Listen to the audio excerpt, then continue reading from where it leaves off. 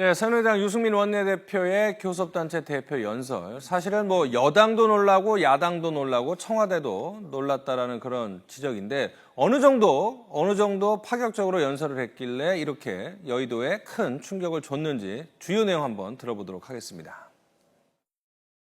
10년 전 노무현 대통령은 대한민국 대통령으로서 처음으로 양극화를 말했습니다.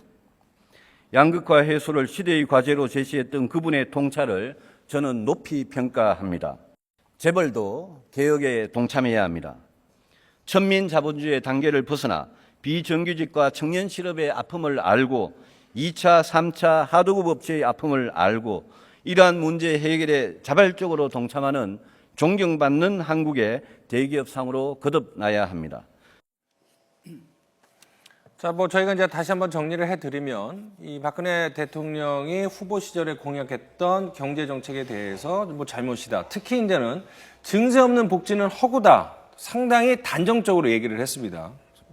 여당이나 청와대 입장에서는 좀 받아들이기 힘들 것 같아요. 아니, 유승민 의원이 네. 예를 들어서 대정부 질문을 한 것이라면 아주 잘한 거예요. 근데 대표 연설이죠. 예. 교섭단체 대표 연설은 그 당의 그야말로 전체적인 입장을 갖다가 그렇죠. 대신 읽는 거예요. 대표에서. 과연 저 유승민 의원의 어제 대표 연설이 과연 새누리당의 공식 입장일까요? 저는 아니라고 봅니다. 네. 그러니까 김무성 대표가 당장 한번 신선한 내용이었다. 하지만 입장이 좀 궤를 달리하는 것 같다 얘기하지 않았습니까? 그러니까 그런 부분에 있어서는 유승민 대표가 본인이 원내대표로서 교섭단체 대표 연설을 하는 것이었는지 아니면 국회의원 유승민이 대정부 질문을 하는 거였는지 구분을 좀 못하셨던 것 같아요. 그러다 보니까 일단 신선할 듯은 하나 예. 또 야당도 바싹 긴장한다는 거 아니에요? 오늘 문재인 대표 같은 경우 유승민이 이렇게 좌클이 그래? 그러면 나는 우클릭 더 해야 되나? 이런 고민에 빠지지 않겠어요? 예. 근데 글쎄 새누리당이 그렇다고 새누리당의 입장이 다 바뀌었네요. 우리 이런 표현 쓰죠. 제비 한 마리가 봄을 알리진 않는다. 일찍 온 제비는 잘못하면 얼어 죽을 수 있다. 네. 갑자기 그 생각이 떠오르는 게 지금 유승민 조금 전에 원내대표 보면 노무현 대통령이 처음으로 양극화를 말했다라고 얘기했습니다만은 그러나 죄송스럽게도 노무현 대통령 참여정부 5년 동안 대한민국의 양극화 현상이 가장 극심하게 벌어졌던 기간입니다. 왜 그런 부분들은 외면하죠? 조금 전에 보면은 재벌들을 천민 자본주의를 매도하면서 보면은 2차, 3차 하청업체들 챙겨야 된다 얘기하면서도 실제 기득권을 꽉 틀어주고 지금 심지어는 노동개혁에 있어서 그야말로 저항하고 있고 거의 저항하고 있는 개혁에 저항하고 있는 귀족 노조에 대해서는 왜 한마디 말도 안 하죠? 또 근본적으로 2007년 당시 박근혜 의원이 첫 번째 대통령 선거에 도전했을 때 그 당시 공약이 바로 줄푸세였습니다. 세금은 줄이고 규제는 풀고 국가기관 세운다는 줄푸세의 공약을 만들었던 핵심 인물 중에 인물이 바로 유승민 의원입니다. 자, 8년 동안 그렇게 많이 바뀌었나요? 유승민 원내대표가 이렇기 때문에 보면 사람들이 따르지 않는 겁니다. 당내에서 본인은 보면은 지난번 원내대표 될 때는 저러저러한 분위기로 되긴 됐습니다만은 상당 부분 흔한 얘기로 조금 외톨이 신세를 면치 못하는 이유가 말 따로 행동 따르기 때문입니다. 말이 이때 말 다르고 저때 말 다르기 때문입니다. 아니 2007년에 줄푸세 세금을 줄이자 그래놓고 이젠 또 세금을 올리자 그러면서 마치 그러면 정말 정직하려면 서민들도 세금을 더 내야 된다. 우리의 담세 하는 사람들이 사실 전체 근로자의 반 안 됩니다. 나머지 50% 세금 안 냅니다. 이렇게 저렇게 자영업자들 반 이상이 이런 저런 형태로 감면받습니다. 왜 그런 건 외면하고 보면 마치 지금 야당으로부터 박수 받는 것이 잠시 우쭐한 포퓰리즘일런지 모르겠습니다만은 저는 원내대표에서는 굉장히 적절치 못한 그런 말씀이었다고 저는 생각합니다. 되게 비판적으로 보시는데. 그럼에도 그렇게 볼 수도 있지만 저는 깜짝 놀랐습니다. 제가 처음부터 봤을 때 처음에 세월호 그 유가족 지금 아직 희생자들 일일이 거론을 하거든요. 좀 와적하노 이런 생각이 들면서도 좀 어떻게 좀 따뜻한 마음이 좀 들면서 중간 내용에서도 제가 보면서도 이 야당 대표 같다는 느낌도 들 정도로 아주 신선했고 그 평가는 이제 앞으로 또 하겠지만 결국 또 어떻게 보면 노무현 대통령이 거론하기 어려운 부분인데 노무현 대통령에 대해서 평가를 해본다는 이 부분도 대단한 것 같고 또 청와대에 대해서 아니면 지금 정부의 어떤 정책에 대해서 단기 부양책이라든지 이런 것들을 뭐 신랄하다고 얘기는 안 합니다. 본인 생각을 좀 얘기하는 게 아마 많이 준비를 했다는 생각이 들고 이 원고를 본인이 뭐 며칠간 밤을 새서 본인이 썼다 그러거든요.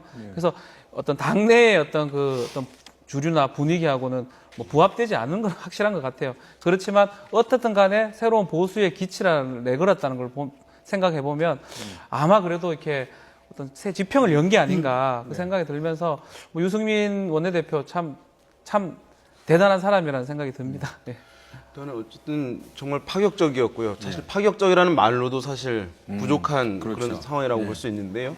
어떤 유승민 원내대표가 새로운 어떤 신보수의 기치를 들었다라고 아마 이제 평가될 수도 있을 것 같습니다. 그래서 사용했던 언어들도 보면 사실 보수의 언어가 아니라 진보의 언어들이 많습니다. 기득권이란 표현, 가진 자 또는 나누면서 커진다. 이런 표현들은 사실은 보수 진영에서는 쓰지 않는 이제 표현이라고 할 수 있는데 사회적 경제라는 표현도 그렇고요. 그런데 어제 많이 사용을 이제 했고요. 그런 면에서 봤을 때는 어떤 그 방향도 그렇고 용어에서도 그렇고 굉장히 어떤 기존에 갇혀 있거나 또 경직되어 있는 보수의 이념 자세가 아니라 굉장히 유연하고 열린 보수로 가겠다고 하는 대선언을 이제 어제 한 것이라고 볼 수 있겠고요. 먼저 이제 그것을 가기 전에 반성이 이제 있었던 것인데요. 청와대로서는 상당히 이제 불쾌한 측면이 있었을 수 있습니다. 왜냐하면 박근혜 대통령의 공약에 대해서 사실상 여당 원내대표가 파기 선언을 한 것이나 다름없거든요. 왜냐하면 박근혜 대통령이 공약에 공약 가계부 134조 사실 불가능하다라고 선언을 해버렸고요. 또 박근혜 대통령이 지금 하고 있는 정책들, 경제정책 근간에 대해서 실패했다고 사실 선언을 해버렸습니다. 그러니까 지금 이른바 초이노믹스라고 불려지는 단기 부양 정책을 하고 있는 상황인데 이 단기 부양 정책을 버리라. 다시 끄집어내지 말라고 이제 얘기를 하고 있는 상황이었고 또 창조 경제는 성장의 해법으로 자부할 수 없다라는 표현까지 쓴 것이거든요. 그러면 지금 현 정부가 추진하고 있는 국민들 어쨌든 호응을 얻고 경제를 활성화하기 위한 대표적인 정책들이 두 가지인데 이런 것에 대해서 실패를 얘기한 것이니까 굉장히 어쨌든 여당 원내대표가 이렇게까지 현 정부의 당시 정부의 정책을 정면으로 비판한 대표 연설이 있었을까 처음일 거라고 보여지는데요. 굉장히 강했다고 할 수 있겠고요. 어쨌든 그 다음에 이 보수, 새로운 보수의 기치 이것이 이제 사실은 나중에 가서 먼 훗날 가서 어떻게 평가될지 모르겠습니다. 당장은 어쨌든 우리 황 의원님 말씀하신 대로 당내의 기본적인 주류의 입장과 충분히 확실히 배치되다 보니까 호응을 여당 내에서는 여권 내에서는 많이 받지 못하는 상황인데 과거에도 보면 큰 변곡점에서 우리가 제3의 길이라든가 신중도라든가 이런 표현들 쓰는데요. 그런 거에 견줄 만한 어쨌든 선언이었다 이렇게 평가하는 시각이 가능할 것 같습니다. 그런데 그 대목에서는 저는 이거 토니 블레어가 예전에 노동당에서 제3의 길을 갔다가 하면서 결국 집권하지 않습니까? 그 근본 흐름은 모르는 상태에서 흉내만 내려는 사람들이 참 한심하다고 생각해요. 뭐냐 하니까 이거 뭐 유승민 의원하고 지칭해서 하는 얘기는 아닙니다만은 토니 블레어는 그런 식으로 보면 제3의 길을 가기 위해서 부단한 노력을 했고 당내에서 의원들에게 서서히 동의를 구해가는 가운데 당의 대표가 됩니다. 당의 대표가 되니까 내각 책임제인 영국에서는 당연히 그 본인이 당 대표가 됐다는 것은 당의 주류의 방향이 이렇게 바뀌었다는 얘기거든요. 그런 상태에서 집권을 할 수 있었던 것이지 마치 돈키호테 마냥 돌출적으로 당장 예를 들어서 김무성 대표나 다른 원유철 정책 이장은 입이 없어서 얘기 안 하는 줄 아십니까? 그럼 국무총리를 비롯한 장관들은 입이 없어서 얘기 안 하는 줄 아십니까? 다 할 말은 있는 거예요. 그러나 보면은 좀 아까 조금 전에 윤희용 센터장 말씀하신 대로 지금 예를 들어서 대통령 공약을 갖다 파기를 갖다가 왜 자기가 선언합니까? 자기가 대통령입니까? 자기는 원내대표에 불과해요. 그 많은 노력해봤습니까? 노력하지 않았잖아요. 지금 원내대표 된 지 얼마 됐습니까? 얼마 되지도 않아 놓고 마치 아이고 앞에 산이 너무 커서 내가 못 건너겠네. 최선의 노력을 다하고 역대 어느 정권도 100% 공약 지킨 정권 없습니다. 그러나 최대한 노력을 해야지. 이렇게 저렇게 지금 일도 해보지도 않고 원내대표로서 아이고 이러고 저러고 제가 말씀드렸잖아요. 이것이 예를 들어서 새누리당 전체 의원총회를 통해서 또 나름대로 그런 많은 사람들의 의견을 갖다 집약한 그런 것이라면은 그렇게 얘기해도 됩니다. 근데 아까 조금 전에 우리 박주인 변호사 지적해 주신 대로 본인이 몇 날 며칠 잠 안 자서 그건 대정부 질문 때 하세요. 왜 교섭단체 대표 연설로 그런 얘기를 합니까? 저는 새누리당도 새정치 민주연합도 아닙니다만은 저도 과거에 보면 새천년 민주당에서 당 대표도 비서차장으로 모셔봤고 우리가 예를 들어서 대표 연설 하나 정할 때 나름대로 싱크탱크에서 의견을 모으고 모아서 심지어는 대표 연설할 때 대표가 자기의 뜻과 다르더라도 당에서 이렇게 정해주면 그렇게 하는 겁니다. 그렇게 자기 밤낮 혼자서 꾸적꾸적 2박 3일, 3박 4일 잠 못 자고 썼다고 그거 자랑할 거 못 됩니다. 지금 유승민 원내대표의 돌출 행위는, 돌출 행동은 저는 그 내용이 제가 처음에 모두에 말씀드린 대로 이게 만약 대정부 질문, 개인 국회의원 유승민의 의견이라면 참 시원해요. 뭐 최근에 와서 그런 행보를 보였으니까 2007년에 줄푸세를 얘기했지만은 언제부터는 저 이른바 탈박이 되면서는 조금 박근혜 대통령하고 척을 지는 그런 얘기하고 누가 그렇죠. 권력자들 갖다가 한테 욕하면 사람들이 잘한다 박수칩니다. 그거 다 알아요. 지금 김무성 대표도 알고. 그러나 당의 공식 입장인 당 대표 연설을 갖다가 자기 개인적으로 2박 3일 꾸적꾸적 써갖고 끼적끼적 써갖고 했다는 것은 적절치 않습니다. 그래서 이제 그래서 그런지 이제 이 유승민 원내대표의 연설이 있고 난 다음에 청와대에서는 공식 반응이 없어요. 예, 그리고 이제 여당도 별다른 반응을 내놓지 않고 오히려 대변인이 논평조차 안 했죠. 오히려 이제 야당에서 뭐 어떤 이른바 찬사 일변도의 논평을 이제 많이 낸 것이죠. 심상정 정의당 원내대표 같은 경우는 뭐 이것은 이제 굉장히 찬사한다는 표현까지 써가면서 얘기를 하고 드디어 보수가 꿈을 꾸기 시작한다. 뭐 이런 표현 썼고요. 또 새정치연합의 이제 유은혜 대변인 같은 경우는 보수가 나아가야 할 방향을 보여준 명연설이다라는 이제 표현을 했으니까 어마어마한 극찬이네요. 예, 이것은 뭐 자기 당 대표가 해도 이렇게 얘기를 못했을 것인데 이렇게 얘기를 한 것이고 또 정의화 국회의장도 어제 이제 끝나고 나서 굉장히 훌륭한 연설이다라고 이제 표현을까지 이제 해버렸으니까 사실은 이제 집안에서는 떨떠름한 표정이고 집 밖에서는 굉장히 환영을 받는 그런 이제 연설이어서 사실 이제 이것이 굉장히 주목도를 높이고 앞으로 이제 관심도가 높아질 수 있는 측면이긴 합니다만은 우리 황 의원님 말씀대로 여권 내에서는 상당히 이제 원내 대표가 당의 기본적인 주류의 흐름, 그 전통적인 기조, 노선과 이렇게 이제 배치되는 부분을 얘기함으로써 당내 어쨌든 두 가지 모습으로 비춰지는 것이 맞겠느냐라고 하는 그런 논란은 아마 불거질 가능성이 상당히 높다 이렇게 볼 수 있습니다. 어느 당이나 가면은 강령이 있고 당원 당규가 있습니다. 그 당규라는 것은 뭐냐니까 북한의 노동당도 마찬가지고 우리의 어느 정당도 다 마찬가지입니다. 그 강령에는 그 당이 지향해야 될 방향, 우리 당은 이와 같은 정치 철학과 정치 이념으로서 이러이러한 방향으로 지향하고 노력하겠다. 당 강령이 있습니다. 북한에서는 규약이라고 그러죠. 규약과 강령을 유시민이란다. 하도 좀 유시민하고 비슷한 얘기라.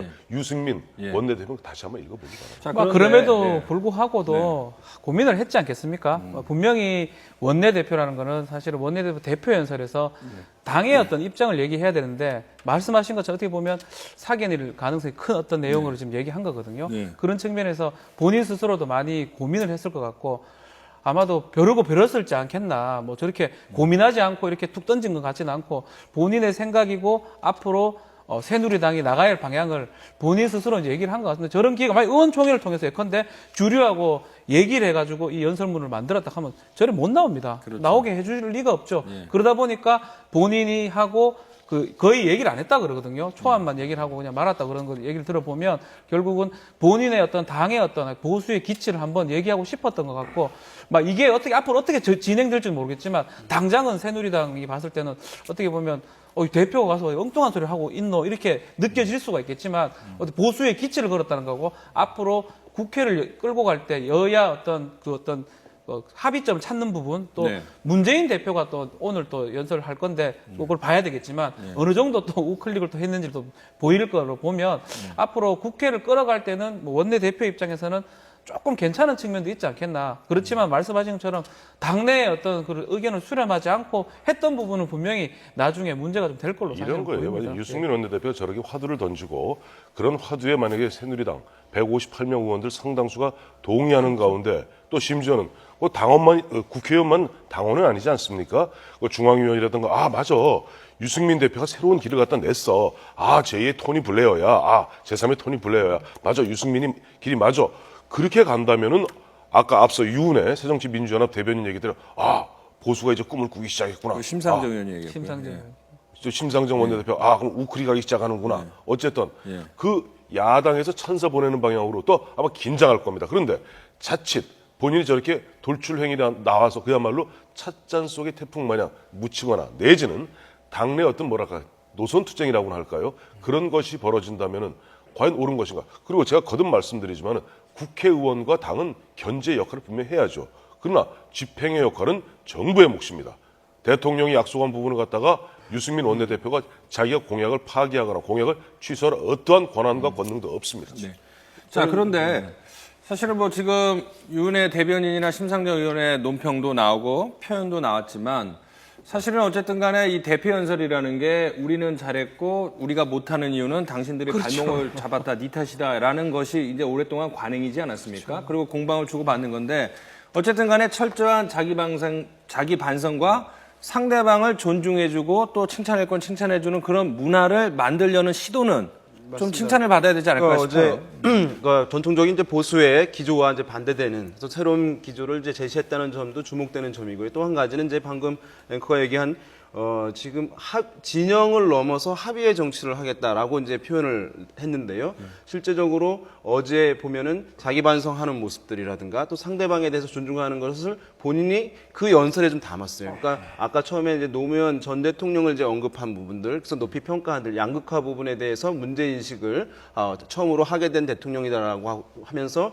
전직 대통령 중에서 유일하게 노무현 전 대통령을 언급을 했는데 사실 이것도 보면 우리 황 의원 말씀하신 대로 양극화 심해졌기 때문에 여러 가지 비판의 소지가 있습니다만은 본인이 진영을 넘어서 합의의 정치를 하겠다는 것을 본인의 첫 연설문에 담은 것이에요. 상대방에 대해서 존중하는 모습을 그러면서 자기가 원내대표입니다만은 상당히 앞으로도 실천을 하겠다라고 하는 의지를 보여준 표현으로 저는 이제 인식이 되는데요. 그런 면에서 봤을 때 이것이 자기 진영에 대해서 이제 창조적인 파괴를 해야 된다, 합의를 해야 된다 이런 모습을 보였는데 앞으로의 우리 정치가 지금까지 문제가 이게 진영의 논리에 휩싸여가지고 반대를 위한 반대 이런 것들이 상당히 많아서 합의가 전혀 이루어지지 못하면서 퇴행을 거듭해 온 상황인데 이렇게 어쨌든 여당의 원내대표가 이런 진영을 넘어서겠다, 합의 정치를 하겠다라고 한 것은 앞으로 우리 정치권에 대해서 국민들이 조금 기대를 걸어볼 수 있는 표현이지 않을까 생각되고요. 물론 이제 그 실천 여부는 앞으로 증명해 줘야 되겠죠. 근데 이제 난처한 거는 오늘 대표 연설에 나설 문재인 대표일 것 같아요. 뭐 유승민 원내대표가 며칠 동안 밤을 새면서 이제 작성을 했는데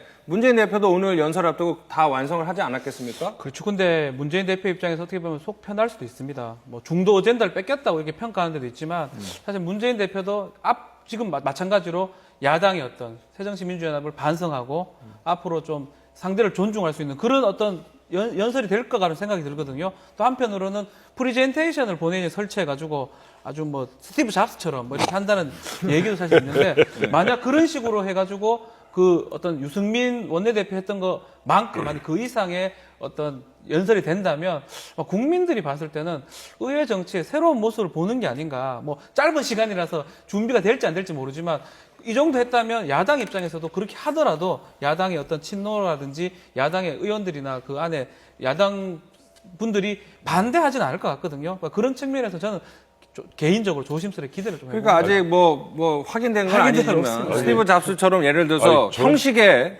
얽매이지 않고 예를 들어서 뭐 청바지 입고 나와서 아니 그렇게 하려면 스티브 잡스까지 하려면 청바지 입고 왜 터틀넥 입고 나와서 촥 눌러가면서 해야죠. 저는 이래요. 우리나라 국회 우리가 아무리 정치를 욕하고 세상 가장 신뢰도가 떨어지는 것이 정치인이고 국회입니다. 그러나 그럼에도 불구하고 결국 우리 사회의 균형추로서 역할은 해야 된다고 생각하고 아마 우리보다 IT가 훨씬 앞서고 있고 IT 기술이 우리보다 훨씬 자유분방한 그런 미국, 영국의 의회에서 절대 그런 법 없습니다. 나름대로 권위를 갖다 스스로 갖춰야 되는 것인데 일단 보기에는 좋죠. 왜 차라리 미니스커트 입고 나오시지 그러세요. 그런 식으로 가자면 그건 아니에요. 왜냐하니까 우리가 최소한 우리가 정부라든가 의회라든가 이런 부분에 있어서 우리가 아무리 욕을 한다 하더라도 최소한의 어떻게 보면 무게와 권위를 갖추는 그런 것을 갖다가 갖춰줘야지 거기서 뭐 일반 회사만 프레젠테이션 하듯이 턱턱 갖다가 청바지고 그래서 나왔던 게 예전 갑자기 유시민 전 장관 얘기 나와서 한번 말을 하죠. 유시민 전 장관 국회 처음 등원했을 때 어떻게 했어요? 기억나시죠? 허연저 위에 뭐 백바지에다 이런 거 입고 나와서 본인은 그게 파격이고 권위를 갖다 탈권이라고 생각하지만 아닙니다. 우리는 권위주의는 타파해야 되지만 최소한 권위가 있어야지 그 권위에 우리가 따르게 되는 것이고 그런 것들은 그 권위는 갖다 스스로 존중할 때 스스로 지켜나갈 때 지켜지는 겁니다. 뭐 아직 뭐 한 건 아니니까.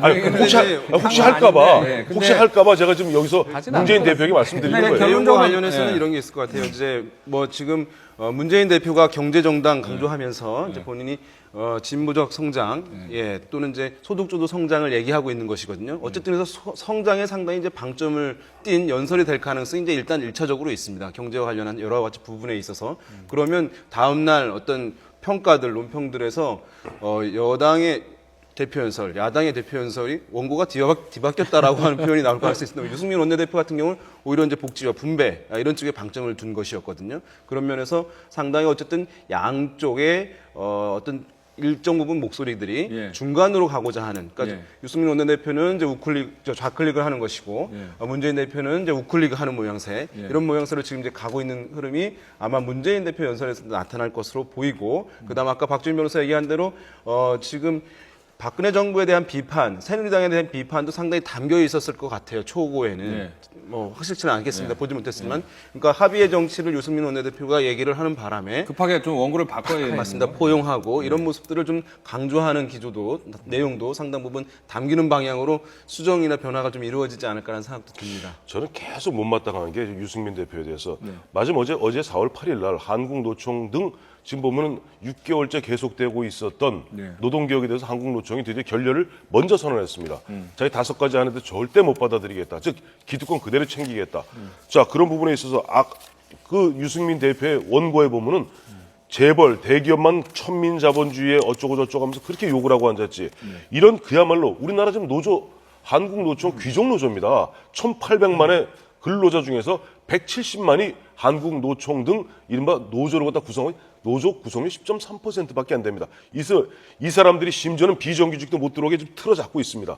자기네 기득권 잡고 있으면서 자기네 수 틀린다고 결렬 선언하는 그런 부분에서 단 한마디라도 얘기했다라면 그게 유승민 대표가 정말 고민하는 것이 절대 보면 여기저기 인기 영합하는 거 아니로구나.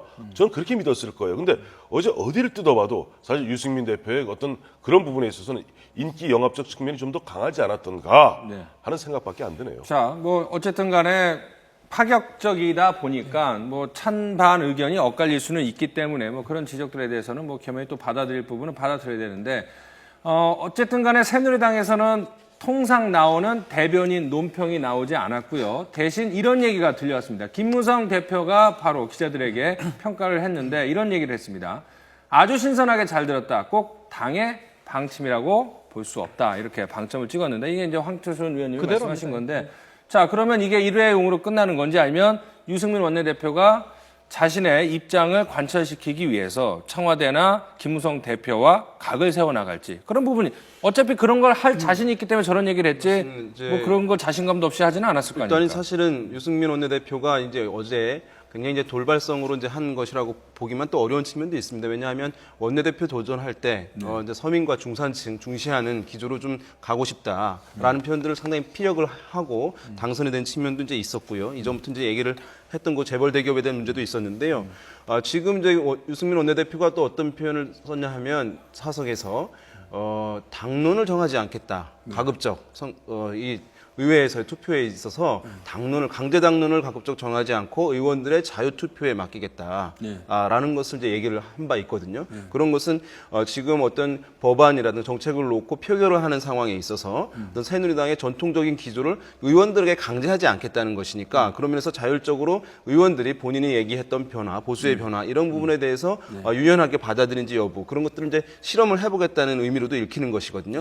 그러니까 지금 쓸 수 있는 카드는 이제 유승민 원내대표가 강제 당론을 가급적 설정하지 않고 의원들이 어쨌든 스스로 변화되는 모습들은 좀 이끌어 보겠다라고 하는 것이니까요. 그런 면에서 어쨌든 변화가 좀 예상되는 측면이 있다 하겠습니다. 자, 이제 뭐 문재인 대표가 오늘 교섭단체 연설을 하면 당연히 유승민 원내대표의 원고와 비교가 될 텐데 어쨌든 간에 지금 이 상황에서는 조금 더 많은 관심을 받을 수밖에 없기 때문에 지금 상태에서는 조금 유승민 원내대표의 덕을 보겠지만 실제로 연설했을 때 그 내용을 유승민 원내대표의 연설 내용과 비교를 했을 때 과연 파격적이다 이런 내용을 할 수 있을지 이런 평가할 수 있을지 조금 궁금해지는데 뭐 잠시 후에 한다고 하니까 그걸 한번 보시면 궁금증이 좀 해소될 것 같습니다. 야당 얘기 한번 해보도록 하겠습니다. 자, 지금 동교동계가 문재인 대표 돕느냐 마느냐 논란이 일주일 만에 진화가 된 것처럼 보였는데 이번에 지분, 6대4 지분 문제로 추미애 최고위원이 또 들고 일어나면서 다시 재점화된 듯한 느낌입니다. 저희 왜 건노갑 고모께서 지분 얘기를 왜 하셨는지 모르겠어요. 왜 나중에 저 해명하기는 이거 지금 이번에 한 얘기가 아니라 작년 11월 5일 당시 문재인 의원이죠. 그때는 문재인 대표가 아닙니다. 문재인 의원을 만나서 원래 야당의 전통은 주류 6, 비주류 4. 근데 국민들 귀에는 왜 이렇게 들리죠? 나눠 먹기, 짬짬이 이렇게 들리는 뭘까요? 어쨌든 당시 그렇게 얘기했는데 그 정신을 이어가기 바란다라고 얘기한 것인데 추 의원이 몰라도 뭘 한참 모른다고 얘기했는데요. 저는 거기서 참 깜짝 놀랐어요. 6대4 여태까지 야당이 그렇게 운영해 왔구나. 그랬구나. 그 6대4로 그렇게 지분을 나눠 먹고 또 중요한 것은 그 당시 근데 긍정적으로 볼 수 있는 여지는 없습니다. 없어요. 6대4 이야기를 갖다가 왜 그때 문재인 대표에게 했겠습니까? 문재인 의원이에요. 문재인 의원을 주저앉히기 위해서 그 당시 동교동계가 박지원 의원을 갖다가 전폭적으로 밀고 있을 때고 그 당시에 당 대표는 문희상 비대위원장 시절입니다. 예, 그렇죠. 기억나시죠? 11월 5일이면요. 뭐냐 하니까 문재인 대표 나가겠다 그랬을 때 문재인 의원이 대표 나가겠다 그랬을 때 친노 패권주의다. 친노 부활하느냐. 2년 전에 대통령 선거 치르면서 자숙 못하고 있다. 흔한 얘기로 문재인 의원한테 문매를 때릴 때입니다. 그런 상태에서 자 박지원 의원이 나가서 우리 동교동계가 당권을 잡을 테니까 너는 우리의 들러리 서라. 그 얘기를 하면서 6대4 얘기를 한 거예요. 저는 이게 옳은 얘기. 이거야말로 우리가 극복해서 저는 추미애 최고위원이 한 얘기가 바로 우리가 극복해야 될 바로 그런 구태의연한 정치의 전형적인 모습이고 둘째, 2003년 1월에요. 당시 김대중 대통령께서 노무현 대통령 당선인을 앞두고 박지원 비서실장을 불러서 하신 말씀이 있습니다. 그거는 박지원 의원이 하도 얘기하고 다녀서 다 웬만한 사람 다 알아요. 자네가, 즉 박지원 비서실장 자네가 동교동계를 갖다 해체하도록 내 뜻을 전하게. 그렇죠. 앞으로는 개파 활동 절대 하지 말고 노무현 대통령 당선인, 노무현 정부 쓰면은 노무현을 위해서 힘을 모으세라고 지시하신 것이 김대중 대통령의 말씀이고 동교동계는 해체하라고 얘기했어요. 그러니까 주류와 비주류가 공평하게 그러니까 차별받지 않도록 하기 위한 잘된 관행인지 아니면 구태인지 그런 데한 논란이 있는데 이제 황태순 의원님은 전혀 좋게 볼 여지가 없다고 하는데 먼저 추미애 최고위원의 지적 그리고 이에 대한 권노갑 상임고문의 답변 연이어서 한번 들어보시죠. 가신 그분의 뜻을 제대로 헤아리지 못한 채로 묘소 앞에서 분열의 결의를 한다는 것 왜곡된 것입니다. 또 그분의 뜻이 생전에도 사후에도 당신 가신의 지분을 챙기라 라는 데 있지 않았을 것입니다. 동교동을 내세워서 정동영 후보를 제압할 것이 아니라 분열을 막고 통합을 호소하는 것이 정답이라고 봅니다. 추미애 최고가 한참 모르는 이야기를 했어요. 그 이유는 제가 작년 11월 5일 날 문재인 당시 대통령 후보하고 점심 먹을 때 앞으로 당을 운영하려면은 60대 40 비율을 지켜야 된다. 그래서 모두가 동참할 수 있는 당의 운영을 해야 된다. 이렇게 이야기를 했어요. 그 당시에는 대통령 후보였던 문재인 후보하고 이야기했을 때 긍정적으로 받아줬어요. 비율이 참 문제인 것 같아요. 그냥 주류, 비주류가 다 당에 참여한다 이런 의미로 얘기를 한 걸로 보이는데 결국 6대4라는 비율, 7대3 우리 좋아하는 대한민국 사람 좋아하는 비율이거든요.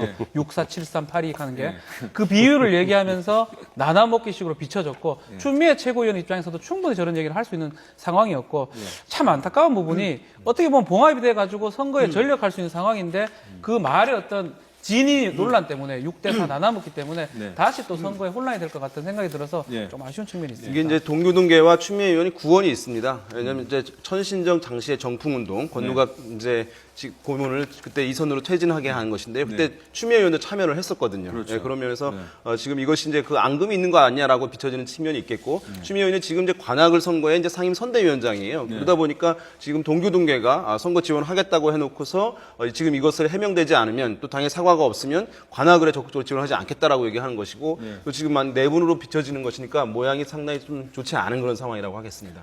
자, 어쨌든 4.29 재보궐선거를 앞두고 단합을 해도 모자랄 야당이 지금 바람잘 날이 없는 형국입니다.